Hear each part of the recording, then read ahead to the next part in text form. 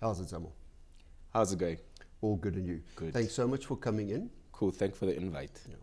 So I'm really excited about this conversation. This is third in our podcast and YouTube series around the 16 days of activism. And what I think is great is that it's two men sitting and thinking about boy children, which, you know, for a long time have really been neglected within the mental health space. Absolutely. And I think that a couple of years ago, we started to see a narrative that said that, you know, we, in order to protect the rest of the society, which is oftentimes women and children, we actually need to be speaking to the men and boys. And I think what we're adding to that is a layer that says that it's also men speaking to boys, which is so important. Absolutely. So this podcast in particular is about what we commonly call unlucky behaviors. So we'll have a later series about boys who do the more acting in stuff, you know, the suicidality and the depression, because we know that boys are at risk to that as well. But the harder thing to intervene in often is these acting out behaviors. So you and I know, having worked in similar environments, we often get these children where at the bottom of the psychologist's report it says not a candidate for therapy. Yeah. So the question is, what do we do then? I mean, I think that one of the places we should start is actually in the training and the supervision of psychologists, right? And maybe even to think in terms of people who work with children. So not just psychologists, doing work there. Because I think that there are two reasons you get that at the end of a report. One is the traditional typical training does not equip a lot of people to know what to do. It oftentimes trains and says, you know, this is the person that you can work with, and then it makes it seem as if it's saying, this is the only person you can work with, and this is the only thing you can do.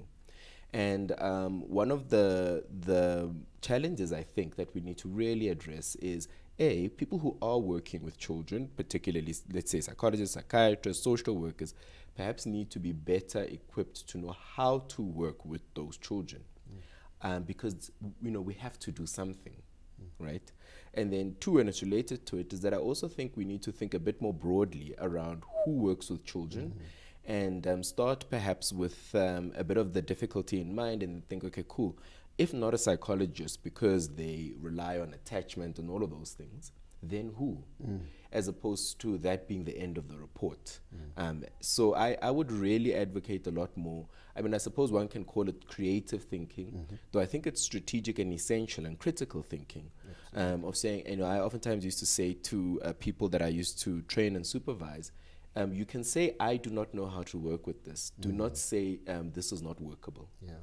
Look, I think that's a brilliant point, because what we have seen historically is that these children are first in emotional trouble. Yeah. And they sort of almost get kind of lost, for one. It's almost like the lost boys. And then what happens is the next time they come into contact with us, they're in actual trouble. Exactly. So they've been expelled from school, they're in conflict with the law, which takes us to the second part, because of the unlucky behaviors, the thing that really frightens people is sexual assault. And I think what people don't recognize is that we have a Child Justice Act, and that Child Justice Act allows for restorative justice, which allows for some quite, as you say, creative, nice thinking around how to work with young people. But we need to recognize that the boy child is both the victim and the offender in many of these cases. So what have you seen in practice around those kinds of cases? I mean, I think that's absolutely true, right? I mean, until now, perhaps, and maybe even going forward still, what oftentimes happens is you either get treated as a victim or an offender.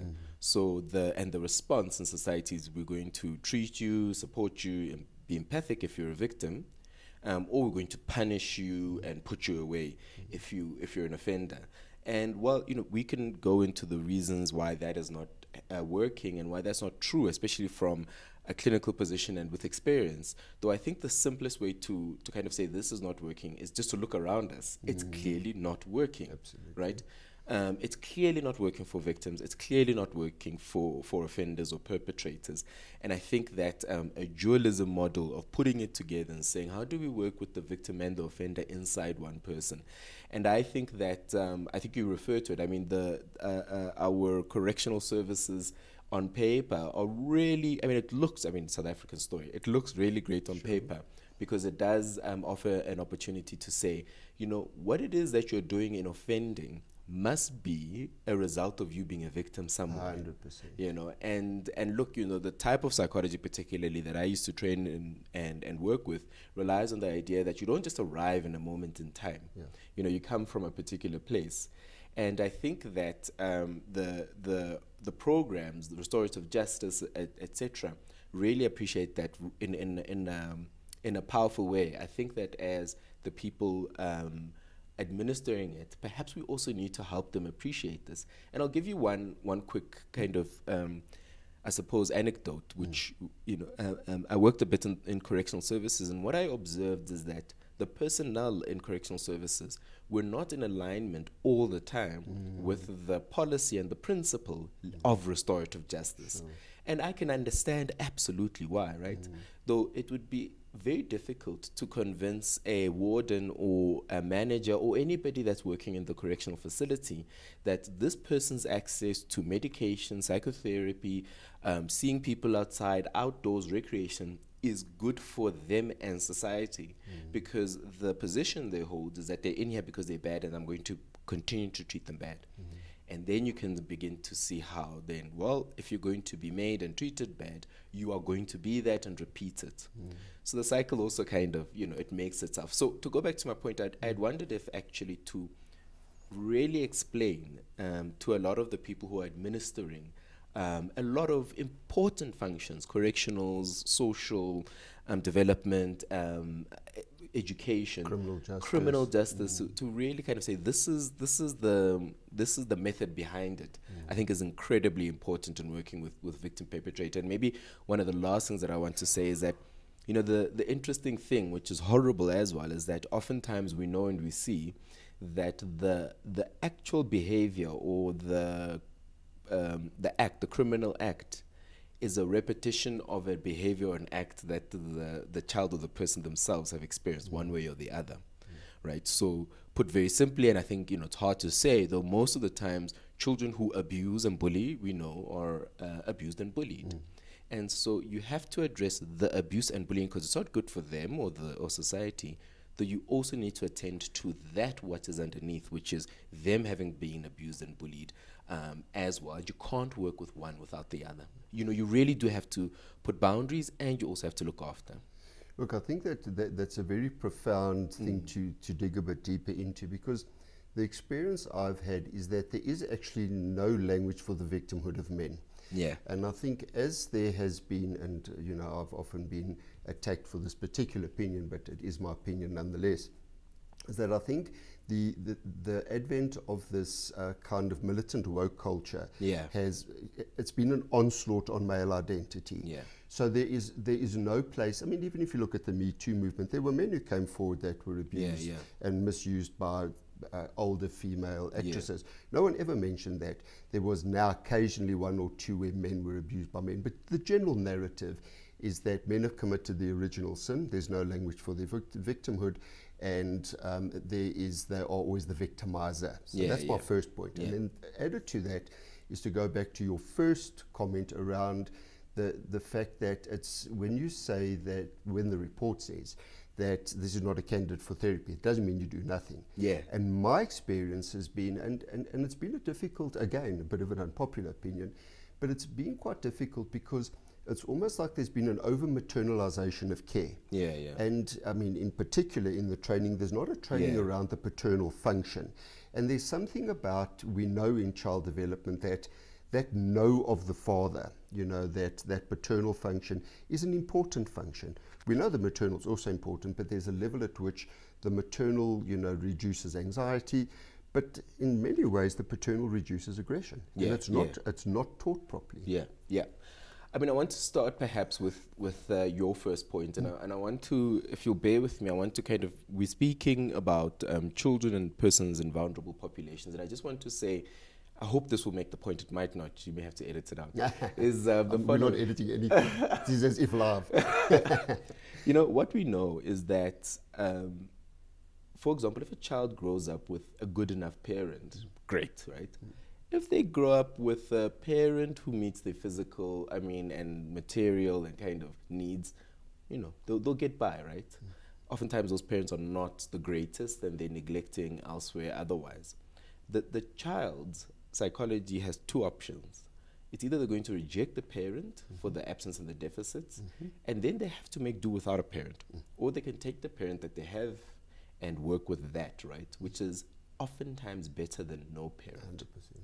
100%. And so if we start with that as an agreement, we can appreciate something of a corrupt something is not good, right? Though something is better than nothing. And actually where we should be working is not nothing, though attending to the corruption of that something. Got you. A government is good, a corrupt government is not. We don't get rid of a government and live in anarchy. We get rid of corruption and we keep a government, 100%. To put it differently. So the point that I actually want to make is masculinity and maleness and men in its current form may be very corrupt. Perhaps I should say is corrupt. Is corrupt, sure. And it was corrupted by historical, socio-political things. I mean, I believe that if you take men who are fathers and you call them boys in the garden, they're going to behave like boys, right? In the very same way as if you take men from their families and you put a gun in their hand and you say, just indiscriminately go shoot when you turn 18. They're going to do lots of destructive things. So anyway, there are many reasons why it's corrupt and toxic. We have two options. We can get rid of men, or we can get rid of corrupt men, right? We can get rid of men, or we can get rid of the toxicity. And I think that it's better, we're better off, and look, I'm a man, I don't want to be gotten rid of, and I don't think it's impossible. Sure. I don't think it's possible. I don't think it's possible to get rid of men, right? I think what we may be able to do is get rid of the toxicity that may exist in men. Now, woke culture does not allow for that in the main. It does not allow for differentiation and distinction, and maybe much more of a nuanced conversation like this. And in a different conversation, I can say, I understand why it can't, blah, blah, blah. Though it's not helpful, I think, to have a policing system, which also is a judicial system because you get judged, right? That then gets rid of you and doesn't engage something that says this inside of you is not good, so let's attend to that instead of getting rid of you. So you can hear my kind of elaborate agreeing with your point that I don't think a woke culture in its form is any good for going forward for a lot of the ills in society. I really don't.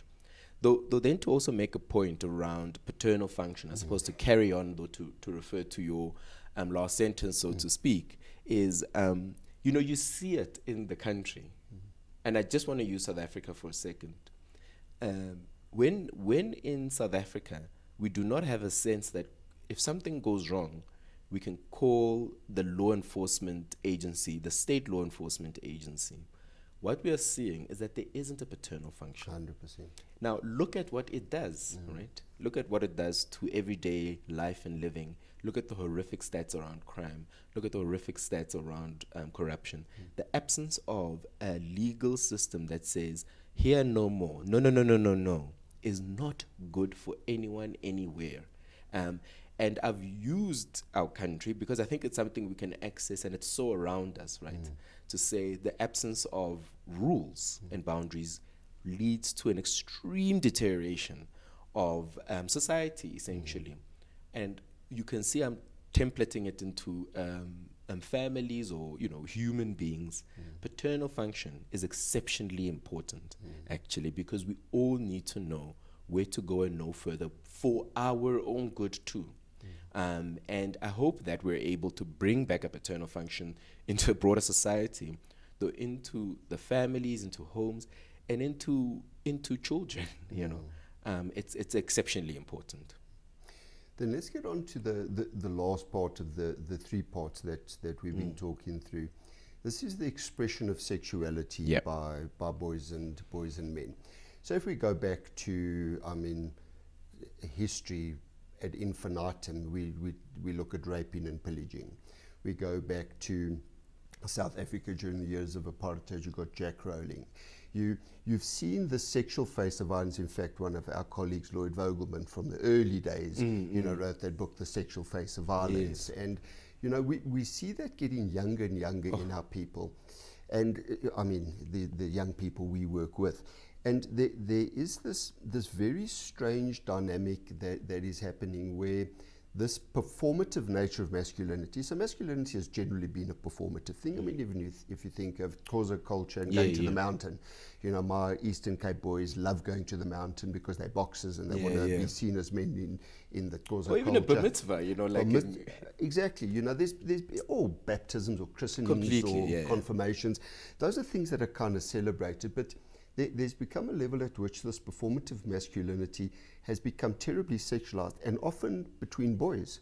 Yes. We often see it as being something between girls, but a lot of the cases that you and I both see is this is actually acted out on other boys, which I think people don't see. Yeah. I want to give an answer which I haven't rehearsed. I don't. So it may not make sense. So let me start, and then if we don't reach a logical conclusion, I'll say I'm lying. Well, you can comment under the YouTube clip and say, I've thought it through now. Exactly, yeah. When you were speaking, I thought, and you make a great text reference, because it was helpful, and it's one of the things that gave me this idea. And what I think is that in this, what I call corruption, and what I mean by that is, the best kind of explanation for corruption for me actually is from a tech position. No doubt I work for a tech company now.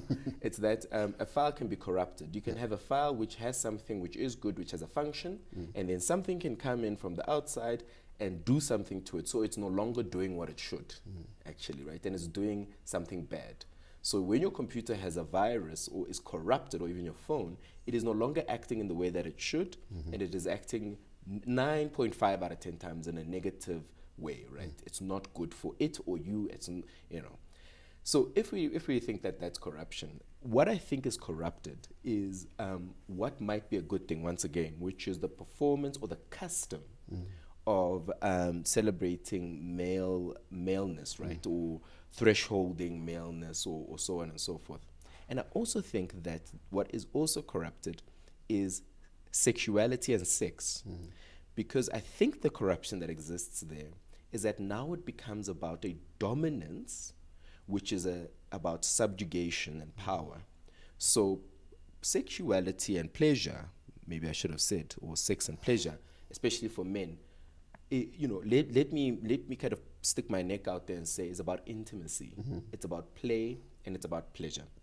Though when it becomes more about power and subjugating and putting you down, and so that I am on top, and I can get the satisfaction of agency and so on and so forth, right? You can see how it meets another variable that you and I know about, which is rivalry. Every human being, though today we're speaking about boys and men need to jostle, right? 100%. You develop the world because people are, they're jostling to do and get better, and it's instinctual. Anyway.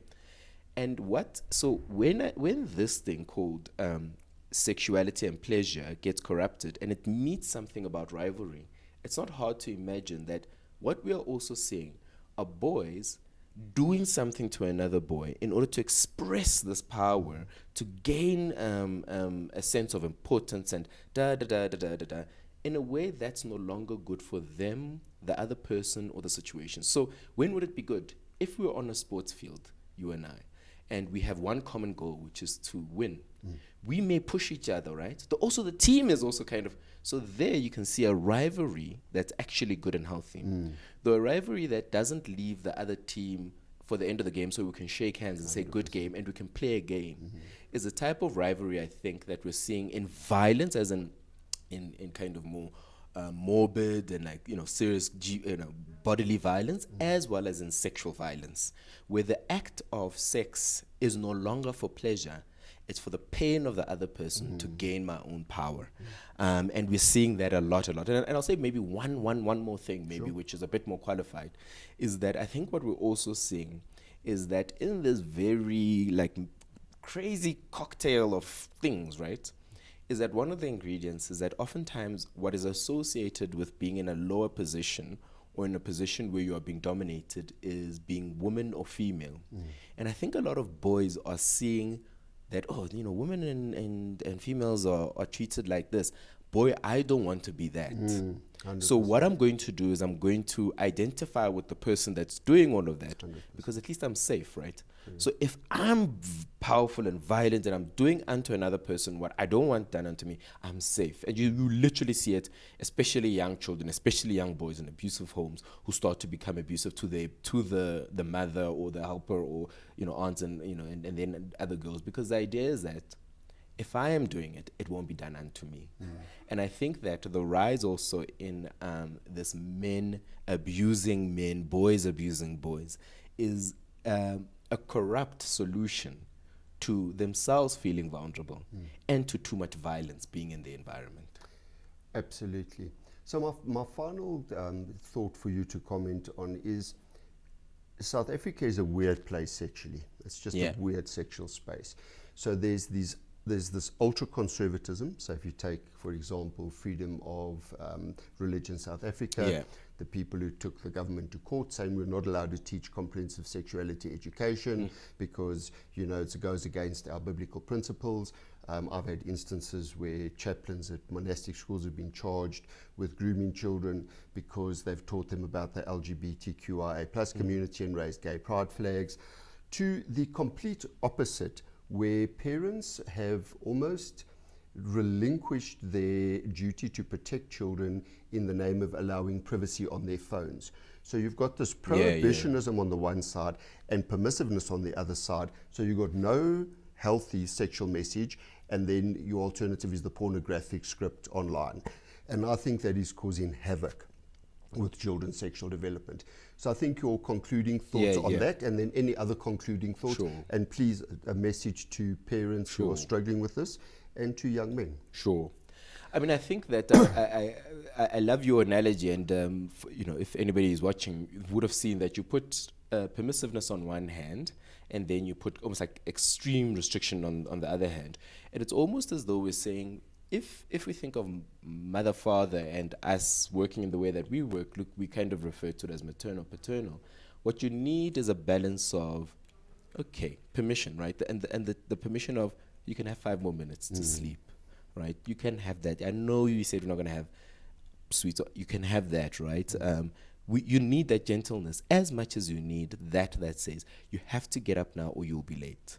You have to get this done. It's not good for you. Exactly. You cannot, and that's the balance that we need. And what we're seeing in society, as you're saying, is one or the other, right? And it's no good. It's no good to have one or the other. We need absolutely both. Though even in that, I think part of what I oftentimes say in trying to advocate for this idea that we must speak to people, we must speak definitely to young children around these issues, is to, I find myself relying on the neurocognitive idea, in fact, facts that says that our brains don't fully develop until we're 25. 100%. And thank goodness for that, because now I have an excuse of all of the dumb things that I did until I was 25. Thereafter, I'm on my own. Exactly. So the importance of it is, now, how would you expect a brain that is still developing to be able to have all of the information and the processing, the system to process it in order to make all of the right decisions, 100%. right? That's not possible. It's just not possible. And I really want to stress this. We have to teach children and young people how to learn.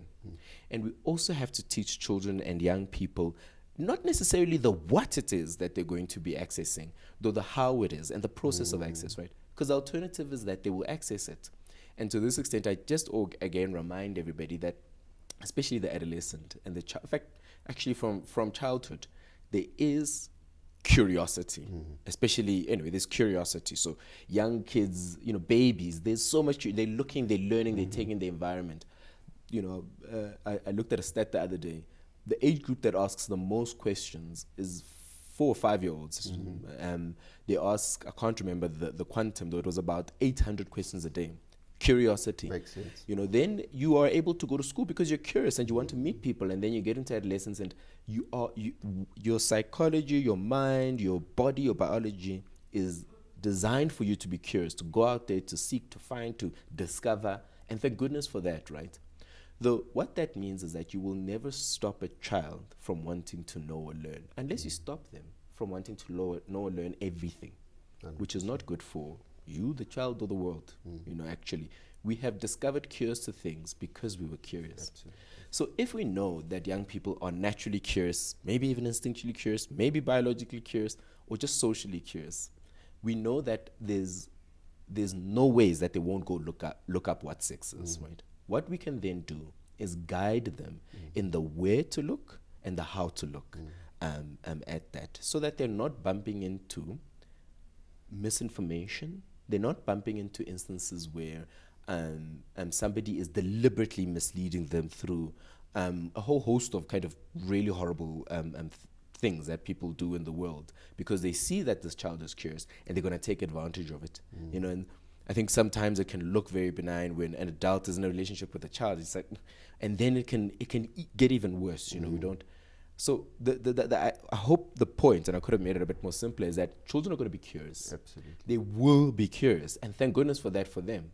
And you have two options. You're either going to stop their curiosity, which is going to stop their growth and development in a whole host of ways, or you're going to guide them in their curiosity. And that's why it's important to be able to help a child discover what sex is, or what substances do and are, and a million other things, what science is, what technology is as well.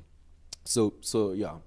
Look, I mean, I guess there was something about an invitation to have this conversation that maybe makes me make my last point, Sure. right? Which is that I think the most vulnerable in our society, and I don't think this is not novel or new, it's not, everybody, are children. Though what society relies on are children, in a whole host of ways. Plus, what I said perhaps at the beginning, what we do now, we will see the repetition of later. So if I take 1 + 1, it makes me think we need to look after young people with everything we have, right, in order to look after society. And number 2 is, I think there's something in treating children with respect and dignity, protecting them, that will create a society that will repeat that. And I think it's so unfortunate that we find ourselves in a society where, by far, the people who are parents and adults as children were left in the dark, not given water, not had the infrastructure looked after, had things stolen from them, and look at the corruption that then gets repeated. And I want to say that very loudly. 100%. It's not a perchance that, I'll make reference to this case because it was in public, that when the MEC who was in charge of the Life as a Dominion kind of mess said, I also slept under a desk in the kitchen when it was cold, and then imagines that it's okay to repeat that to other people, right? It shows that what we do today to children and young people in society will be what society looks like.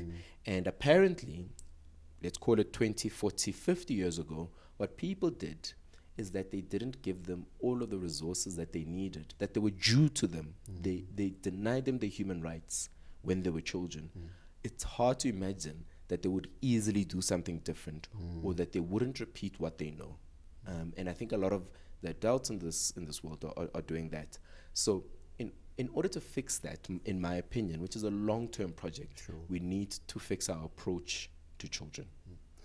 So, I mean, you bring up a psychoanalytic concept that I love very much, is the idea of rupture and repair. Because I think there have been many ruptures, and I think there are ruptures, as we've discussed earlier, for young boys currently. And I think there's been a rupture. I mean, I joke with parents and I say to them, that thing that says PG, on something, that means parental guidance, not parent gone. You can't you can't abandon your child in front of a screen and call that homeschooling. You know what I mean? It's a bad plan. So I think, in conclusion, to parents and young people, and I think also to people who are going to become fathers in particular, if you could just maybe just address as the final comment what they need, because a lot of what we're talking about is how you think about stuff. We don't want that repetition compulsion that we've been talking about. We want people to just stop and say, hang on a sec, some of what Luke and Zamo have discussed makes sense. What's the take-home message, and how do we use this in a way that is going to at least give our boys an alternative to choose from? Because at the moment, that's not there. I guess something that I oftentimes speak about of late is the absence of maleness and the absence of paternal function. And that what it's also doing is creating more of that, right? It's so terrifying to be a father and to be a man. 100%. And look, I have no doubt that it's a billion times harder to be female in the world for different reasons. Though a lot of men are scared to be men and fathers because they just don't know how. 100%. Imagine being asked to do something that was not done unto you, or that you were never taught, or you never saw. And I think a lot of fathers do not know that that's the reason why there's a lot of abandonment of roles as fathers and men. What's making you pull away from it is that you are being asked to do something that was never done to you, that you never saw, nor you were ever taught. And what a solution, right? Is go, actually, I'm going to retreat, and nobody could blame you except for the child that will then also be in the same position X number of years and decades later. And so we perpetuate this. And maybe a little bit of a hopeful something, which is, in the psychoanalytic concept, I suppose you have two roads. You have many roads. The two most traveled are, you can have a rupture and repeat, right? So there's a rupture and you repeat it, rupture and repeat, because that's what we know. Or you can have a rupture and repair it. And what repair is not just for the child, as in, you know what, I'm going to repair what my children grow up seeing as a father-son narrative. I'm going to repair that, right? So that nobody says this is what a father-son narrative is. So what it also is an opportunity for you, actually, to repair something internal. And one of the things that I oftentimes speak about in paternal coaching, which I don't do, I do it conceptually, is this is an opportunity for you too, Your relationship with your father comes up when you become a father. Yeah. And your relationship as a child with a father comes up, and you can heal those, actually. You really, really can. So it's not only good for society, definitely good for the child, it's actually also good for you to be able to heal something inside by doing things differently. And I think I just want to conclude, Sure. following on from what Zamo said. I think we as men need to be very careful that we don't join the kind of, particularly white men, the white bemoaning of black economic empowerment as men. So let me explain. The idea that with black economic empowerment, the black people came and took the white people's stuff. Just simply not true. The same with men and the advent of feminism. So we don't have to see that as toxicity either, because it's not an attack on us. Yes, the liberation of a woman can actually liberate us from that stoic, Spartan protector provider into a nurturing role where you become a more whole person. But it requires effort, and it requires learning, because as you said, it hasn't been taught. Yeah, I mean, it would be such a pity if I was not liberated enough to enjoy things that would typically have been considered very feminine. I love cooking. And, Me too. I do all the cooking. It's my favorite hobby. It's in fact my stress release. And so, I would have felt so shortchanged. I absolutely agree with you. Absolutely. Any final comments? I mean, just an encouragement to everybody. I mean, I think that to the extent that anybody is watching and listening to this, good for you and good on you. 100%. I think the next thing to do maybe is to speak about it at the water cooler, at a braai, send this as a link to somebody, because I think we need to be having this conversation so much more. And I think people want to actually hear this and gain the help that can come from this. And you want to reference PANDA in terms of what they're offering? Sure. What we do at PANDA is exactly that, right? One, build a community. Right, and there's a community here, right? And we build a community, and what you do in that community is that you democratize mental health in the following ways. Number one is, if we speak about it, we know that it's so helpful and so progressive, actually. It's so interesting that so many people suffer and struggle and imagine that the next person isn't. And what we do at PANDA is that we try to democratize mental health by making it accessible to anybody. So download the PANDA app, search for Join PANDA or PANDA Health in the App Store, and download it and access up to 24 hours of live sessions that are delivered by counselors, social workers, trained professionals, or very, very informative experts that have something to do. So I was saying earlier, share this because people want to hear this. join PANDA, because there's also good material there to share. And maybe last say about it is we also have a men's series actually, Thursday evenings at 8 o'clock. A brotherhood circle where you can come on. It's anonymous. Use a nickname. Use a pseudonym. It's audio only. There's no camera, and you just are a group of men. I mean, it's not exclusively men, on issues that we know are very important and very central to men. And every 8 o'clock on a Thursday, we dedicate that. And if you're a man and you're a father, you can also hop on Wednesday, where we have a parenting feature, 8 o'clock Wednesday on the Panda app. Because to parent is so hard. You know, I always tell parents, when you became a parent, you didn't join the EFC, you can't tap out. Exactly. It's the one job only you can do. You could be the CEO of the universe and you're completely expendable. The only place you're not expendable is parenting your own child. So, we need to help parents. And you can't outsource it to therapists and Yeah. people either. I often say to parents, if you did what I'm telling you to do, your child wouldn't need to see me. Yeah, exactly, yeah. Because that's another thing that we RP them and pathologize. Look, I just also want to thank Yes, you sure. for having these conversations, so for driving them, and also the work that you do. I think that you know that I have profound respect, and I just wanted to say it out loud that this is the work.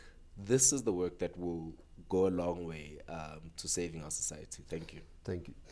And thanks very much to Zamo from PANDA, and please, I do encourage you to join PANDA. In fact, I'll be a guest during the 16 days as well, so we're hosting each other, which is a nice collaboration. And this is session 3 in a 4-part series that Women and Men Against Child Abuse have put forward for the 16 days of activism. And we were quite deliberate in talking about boy children in a way that we can think about them, because very, very often in the gender-based violence and 16 days campaigns, men are cast as always offenders and cannot enter conversations as victims, firstly, or they are just offenders in waiting. So in other words, they've been victimized, therefore they have to be an abuser later on. I want to dispel that, because as Zamo said, we have rupture and repeat, or we have rupture and repair. And the only way to, as Dan Siegel says, the only way to tame it is to name it. Yeah. Thank you for joining us. Thank you very much. Thank you. And I will see you soon on your platform. I'll see you soon. Okay. Thank you so much, and Cheers, goodbye. everybody. Bye-bye.